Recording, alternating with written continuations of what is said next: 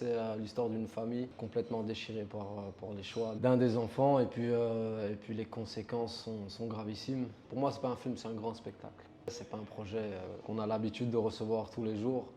Donc bien sûr, quand je lis ce projet, je suis partagé entre vouloir le faire, bien sûr, parce que c'est ma plus grande passion, et quand même un petit peu réticent parce que c'est un sujet quand même assez compliqué, difficile.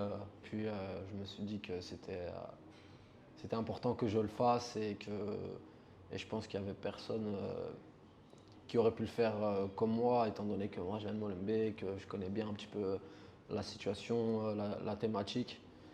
Et puis voilà, de là, de fil en aiguille, on a accepté et puis tout le reste s'est enchaîné, quoi. Cinevox. Ah, pour préparer ce personnage, c'est beaucoup de recherches, on a regardé beaucoup de documentaires, puis j'ai regardé beaucoup de vidéos d'exécution, vidéos de propagande, les vraies vidéos. Il fallait le faire, quoi. C'était pas facile à regarder. Et puis aussi, j'ai écouté un petit peu des histoires à gauche, à droite. Je connaissais un petit peu des familles indirectement. Ils ont subi les mêmes problèmes, donc c'est comme ça qu'on se prépare. Et puis, on se met un petit peu dans notre cocon et dès qu'on est dedans, on est dedans. Bah, c'est du jamais vu, c'est pour ça que je parle d'un grand spectacle. C'est ce qui a fait aussi en sorte que on est un peu plus positif sur l'acceptation du rôle, parce qu'il y a la musique qui vient tout changer et qui vient tout attendrir, parce que c'est un film complètement dur. Et surtout, bah, la musique c'est super important dans notre culture, dans notre manière de vivre, je dirais. Et puis aussi, le point le plus important, c'est que Daesh, bah, chez eux, la musique c'est complètement illicite, c'est haram, il n'y a pas de musique. Donc comment peut-on leur faire du mal? Bah, en faisant quelque chose qu'ils n'aiment pas. Et je pense que ça a été un gros challenge de ramener ça comme ça, parce que nous on a l'habitude de voir des chorégraphies, des trucs dans des films comme La La Land, pas dans un film qui traite sur ce genre de sujet, donc c'était un big challenge.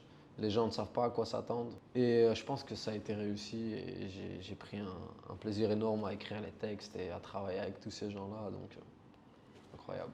La première fois qu'on m'a dit qu'on allait danser, j'ai dit ok, je suis quelqu'un qui aime la danse. J'ai jamais fait de danse de ma vie, mais j'ai toujours été un petit peu attiré par ça.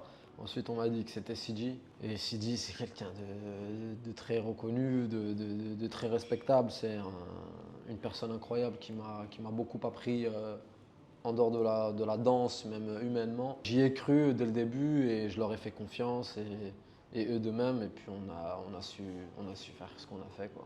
Bien sûr, c'est super important parce que je fais partie de ce combat-là. Je suis moi-même de Molenbeek. Pendant des années, bah, on a été mal vus, etc. Et j'ai grandi là-bas, je connais tout là-bas, je connais tout le monde là-bas. Donc je pense que ça aurait été important pour moi de moi véhiculer ce message et que les gens se disent ok, c'est quelqu'un de chez nous. Donc déjà, ça va leur donner plus l'envie d'y croire et de se dire qu'au moins il y a quelqu'un qui se lève pour parler à notre place. Et pour moi, c'est ça le plus important et c'est ce qu'on a fait dans Rebelle. Et voilà. Cinevox.